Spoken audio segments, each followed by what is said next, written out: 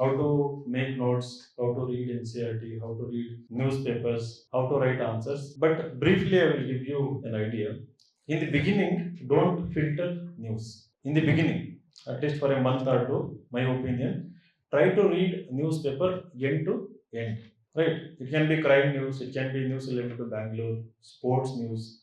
So this is mainly to develop diverse interests. Right?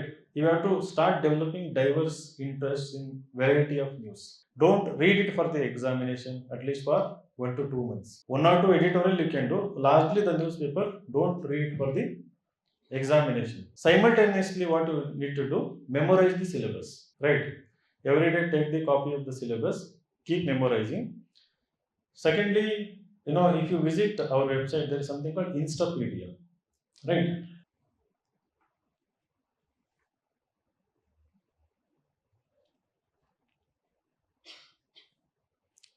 So the GS1 we have divided. Let us say that we put modern history. Right? So here, so we have all the subtopics, right? And for everything like architecture, then rock cut architecture,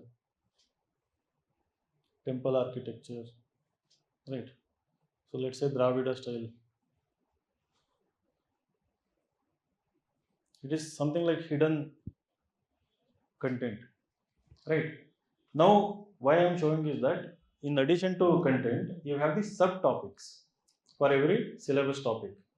So, in addition to knowing the syllabus in and out, you should also know the subtopics because UPSC syllabus is not descriptive, right? You need to know the subtopics. And secondly, read the NCERT, read the NCERT chapters.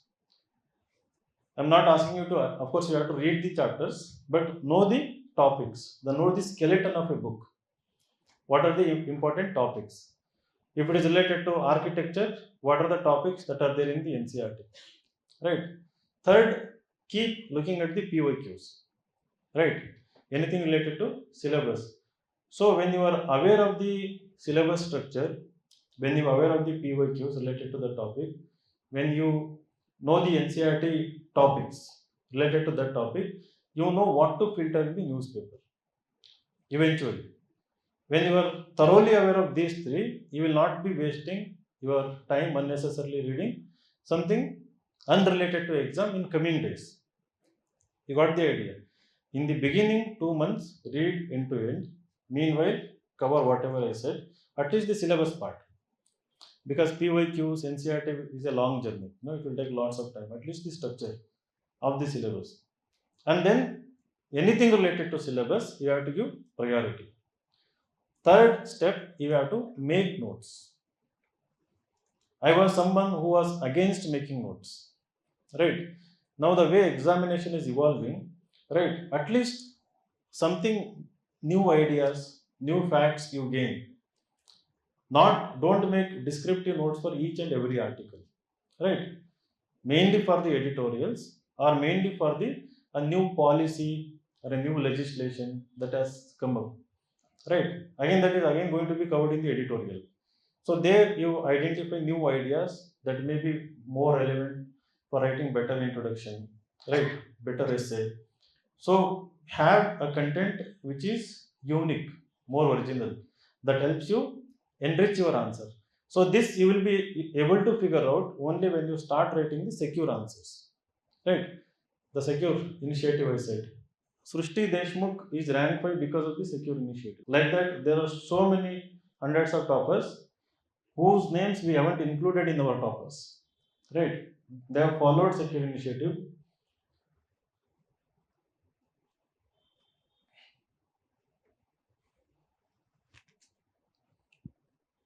So we have mentioned how to follow, how to self-evaluate your answer. So how did the world wars alter the global economic order?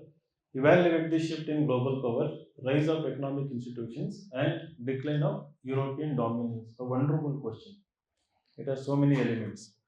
So this question is, of course, they mentioned difficult, and then why the question, demand of the question, what should be there, we are giving that also. And this question, yeah, is because of the changing geopolitics, they have done the question. Yeah, some people have written the answer, It's written only one page, I think. And then our review is there, right? One more guy has written the answer. So you will open the question, you will see that so many people will be writing the answers. So you can compare also. You just have to take the photo and upload it in the comment box. It is going to be evaluated, and you will see how others are writing. When you look at others, you can look at the type. See, this presentation is different compared to which looks better. This one or this one? Hmm? Second one. You will know that, right? Which looks better. So you will see hundreds of varieties of presentations. How people are writing. You can compare how you are writing. The one that looks better, you can start imitating the presentation, not the content. Never imitate the content, right? So when you pick up, this is a static question, right? So now they have picked up a question from Indian Express. See, we have given the link. So now the article is about UK vlogger visits India's cleanest city, compares it to Singapore, a very strange sight for India, right? So now what is the question? Urbanization in India is no longer a demographic process but a social transformation. Analyze this shift. Examine the challenges of informal urbanism. Again, these questions are really good. There is a concept, what is informal urbanism? And there is an idea in the question itself. It is social transformation, not just demographic process. It's a social transformation happening within the urbanization. So now a UK vlogger has, vlogging, video blogging. So I said I used to blog. Now this is video blogging. So you do video. Dr. Bro ನೋಡಿದ್ದೀರಾ ಕನ್ನಡದಲ್ಲಿ? Yeah. I met him in recently in Delhi. So here we have linked a current issue to a concept in the syllabus. This word, informal urbanism, you will not see in the syllabus, but the urbanization is there in the syllabus. It is directly related to the question, but with a new concept which you must learn. So teacher may not teach, right? The urbanization may not be happening currently. When you read stuff like this, you are one step ahead of the competition. And when you pick up articles like this, you will know that which article to read, which article to filter. So that is why secure initiative should be integral, fundamental part of your preparation. It has an immense help. And I started this initiative in 2013. And every single day it has appeared. There are like hundreds of thousands of questions in secure initiative alone on variety of issues. You don't have to look at any other source. If you have any doubt related to any topic, you can search. Like for example, if I search urbanization insights secure, I'll just do. So we have given the tag word. If I click this, within that you will get all the urbanization related secure questions, content. So this is something related to water pricing in urban spaces. This is another dimension, right? So if you check urbanization related all the articles, you will see that 10 to 20 different dimensions related only to urbanization. So that is enough for you to answer any question that appears in mains. And we post 6 to 7 questions every day.